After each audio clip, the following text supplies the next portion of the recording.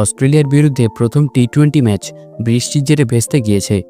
সূর্যকুমার যাদব, শুভমান গিলের ব্যাটে যে ভালো শুরুটা হয়েছিল সেটা কিন্তু বিফলে গেল। ম্যাচ ভেস্তে যাওয়ার দিন আরও একটি দুঃসংবাদ পেল ভারতীয় শিবির। চোট পেয়ে সিরিজের প্রথম 3 ম্যাচ থেকে ছিটকে গেলেন অলরাউন্ডার নীতিশ কুমার রেড্ডি।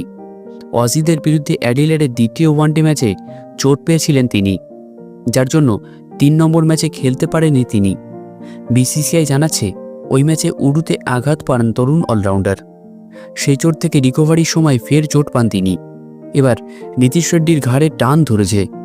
আপাতত তাকে বিশ্রামের পরামর্শ দেওয়া হয়েছে। ফলে অজিদের বিরুদ্ধে প্রথম 3 ম্যাচে তাকে পাওয়া যাবে না।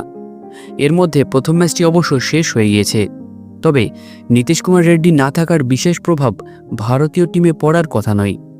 অজিদের বিরুদ্ধে যে টি-20 দল ভারত পাঠিয়েছে সেটা যথেষ্ট শক্তিশালী। দলে একাধিক অলরাউন্ডার রয়েছেন। এমনিতেও নীতিশ অস্ট্রেলিয়া গিয়েছেন শিবম দুবের ব্যাকআপ হিসেবে। হার্দিক পান্ডিয়া চোট পাওয়ার জন্যই তাকে অস্ট্রেলিয়া নিয়ে যাওয়া হয়েছে। কোনোভাবে শিবম দুবের ফর্ম খারাপ হলে বা চোট আঘাতজনিত সমস্যা হলে তবেই কিন্তু তার খেলার সম্ভাবনার কথা।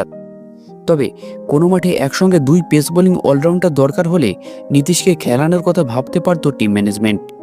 সেই বিকল্প আপাতত গম্ভীরের হাতে নেই। নীতিশকে প্রথম 3 ম্যাচ পাওয়া যাবে না। তবে বিসিসিআই তার বিকল্প কারো নাম ঘোষণা করেনি।